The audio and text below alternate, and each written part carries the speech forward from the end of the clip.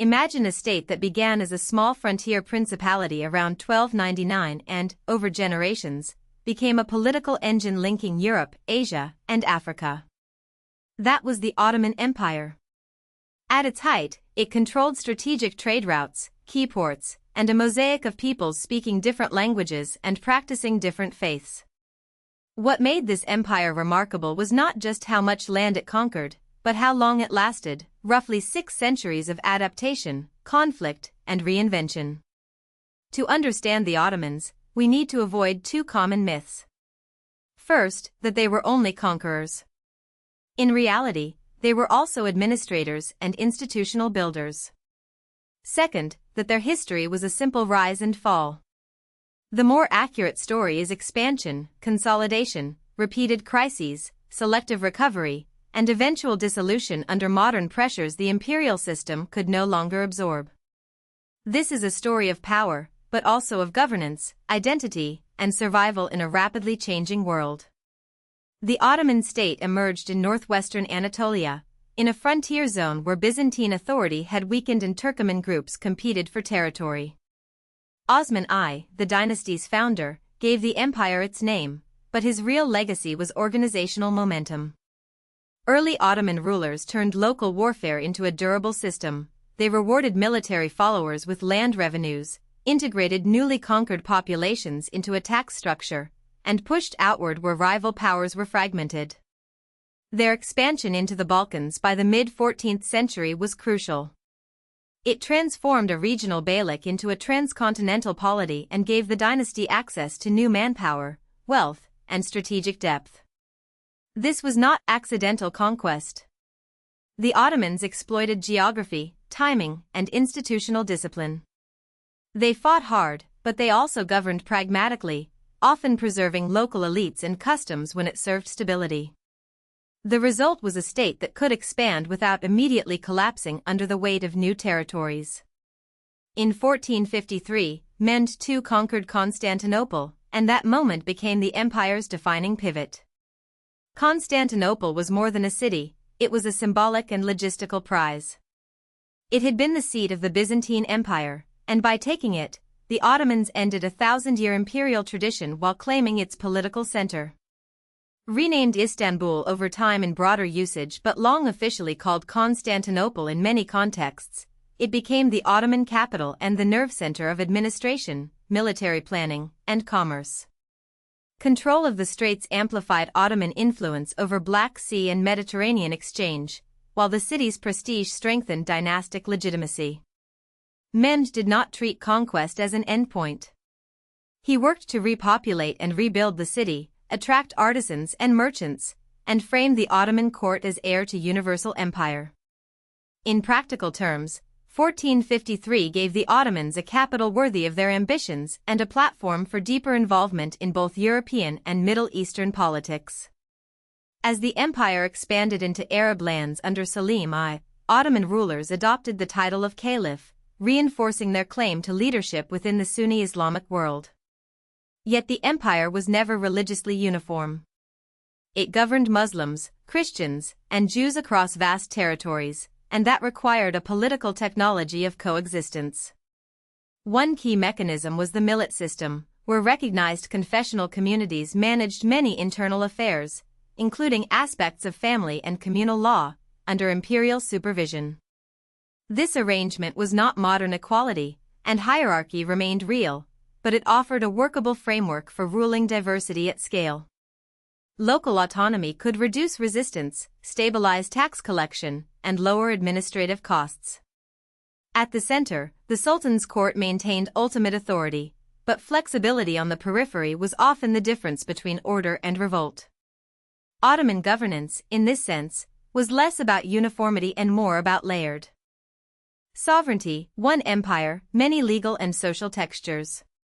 The 16th century, especially under Suleiman the Magnificent, is often described as the Ottoman Golden Age. Militarily, the empire projected force in Europe and the Mediterranean. Diplomatically, it played major powers against each other. Economically, it benefited from control over trade corridors and productive agricultural regions. Culturally and legally, this period saw major codification and architectural achievement, reinforcing imperial confidence.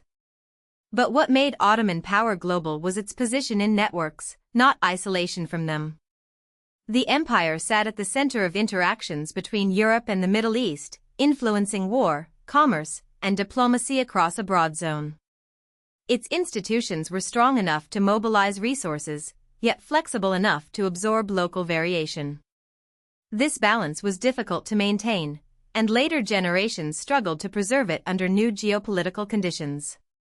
Still, the Suleiman era demonstrates that Ottoman success was systematic, not merely charismatic, durable administration paired with strategic ambition. A turning point came with the failed Second Siege of Vienna in 1683. Historians often use this event to mark the beginning of long-term Ottoman decline, but that phrase can mislead if it implies immediate collapse. The empire remained substantial and resilient through much of the 18th century. Its economy and society did not simply disintegrate. What changed was comparative momentum. European rivals, especially in military technology, fiscal systems, and state organization, accelerated. The Ottomans still fought, taxed, negotiated, and ruled, but increasingly from a less advantageous position. Defeats against Austria and Russia translated into territorial losses and diplomatic pressure. Imperial authority also became more fragmented, with provincial actors gaining leverage. So Vienna matters less as a dramatic end and more as a signal that the strategic environment had shifted. The Ottomans were now in a prolonged struggle to reform fast enough to survive in a world where neighboring states were modernizing with increasing intensity. By the late 18th and 19th centuries, the Ottoman state faced a dual crisis: external military competition and internal political transformation. Nationalism, energized by post-French Revolution ideas, spread through the Balkans and challenged imperial models built on dynastic and religious legitimacy.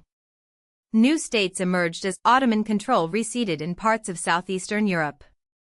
At the same time, reformist elites recognized that survival required institutional overhaul. Under Mahmud II and through the Tanzimat era, the empire pursued administrative centralization, legal restructuring, and military modernization. These reforms aimed to make governance more uniform, strengthen state capacity, and create a broader Ottoman political identity that could transcend older communal divisions. Reform was neither linear nor universally accepted. Some groups saw it as necessary renewal, others viewed it as disruptive or insufficient. But it reflected a core Ottoman pattern: when pressured, the state tried to re-engineer itself rather than surrender immediately to disintegration. In 1876, amid crisis, the empire experimented with constitutional monarchy, signaling that political legitimacy might need to be shared through representative institutions. But this constitutional moment was short-lived. Under Abdul Hamid II, especially after the Great Eastern Crisis, absolutism reasserted itself. This back-and-forth between constitutionalism and centralized rule reveals a deeper tension in late Ottoman politics: how to modernize state structures without losing dynastic control. Reformers wanted accountability, legal rationalization, and civic participation. Defenders of strong monarchy feared fragmentation, foreign manipulation, and political chaos. Both sides understood the stakes, because the empire was no longer operating in a forgiving geopolitical environment. European powers intervened. Economically and diplomatically, and internal dissent had regional, ethnic, and ideological dimensions. The constitutional experiment did not fail because modernization was impossible. It failed because modernization unfolded inside a high-pressure imperial crisis where every concession could look like weakness and every clampdown could deepen alienation. The Young Turks emerged from this environment as intellectuals and activists committed to liberalization, rational administration, and Western-style political reform. Their 1908 revolution, led by the Committee of Union and Progress, restored constitutional governance and initially generated hope for renewal. Yet optimism eroded quickly under military defeats, territorial losses, and escalating insecurity. The Balkan Wars were especially traumatic, shrinking imperial holdings in Europe and intensifying fears about survival. In that climate, the coup radicalized, and a 1913 coup established dictatorial rule. This trajectory from reformist constitutionalism to authoritarian nationalism is one of the central tragedies of late Ottoman history. Political actors who began by advocating inclusion and modernization increasingly prioritized coercive control and ethnicized visions of loyalty. State weakness, geopolitical threat, and ideological hardening fed each other. By the eve of World War I, the empire was no longer simply reforming itself. It was entering an emergency mode that narrowed political options and magnified the risks of catastrophic decisions. The human cost of imperial contraction in the 19th and early 20th centuries was enormous. As Ottoman and Russian frontiers shifted, many Muslims in the Balkans, Caucasus, and Crimea faced persecution, displacement, and death, prompting large migration waves toward Anatolia. These movements transformed demographics, social tensions, and political narratives inside the shrinking empire. Migration was not just a background trend, it shaped policy, identity, and fear. Communities arriving with trauma often reinforced demands for security and central authority, while local populations faced new economic and social pressures. At the same time, non-Muslim populations in Ottoman lands were increasingly caught in escalating suspicion and violence. The late imperial period became a crucible of competing nationalisms and communal anxieties, where states and movements sought survival through exclusionary politics. Understanding these population upheavals is essential, because they connect military defeat to everyday life, empire-wide strategy translated into family-level dislocation, grief, and permanent social reconfiguration. When the Ottoman leadership joined World War I on the side of the Central Powers, it gambled on strategic reversal and imperial preservation. Instead, the war exposed and accelerated systemic breakdown. The state faced multiple fronts, supply strain, and internal dissent, including the Arab Revolt. In this context, the coup regime perpetrated genocidal policies against Armenians, Assyrians, and Greeks, producing mass death and irreversible moral catastrophe. These crimes were not incidental wartime excesses, they were bound to radicalized state ideology, wartime paranoia, and authoritarian methods that treated entire populations as existential threats. By 1918, defeat left the empire vulnerable to Allied occupation and partition. Southern territories were detached under British and French control, and the imperial center itself stood under foreign pressure. World War I did not single-handedly create Ottoman collapse, but it converted long-term structural weakness into terminal political crisis. The imperial framework could no longer command legitimacy, territory, and coercive capacity at the same time.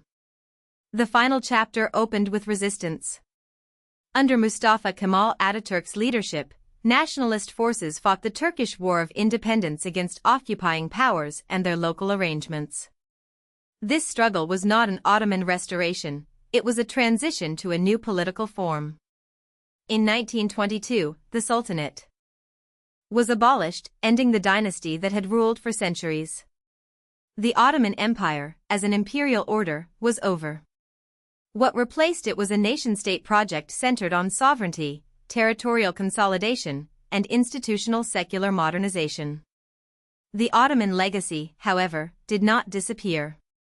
Its legal memories, demographic transformations, urban networks, and geopolitical footprints continued shaping the region.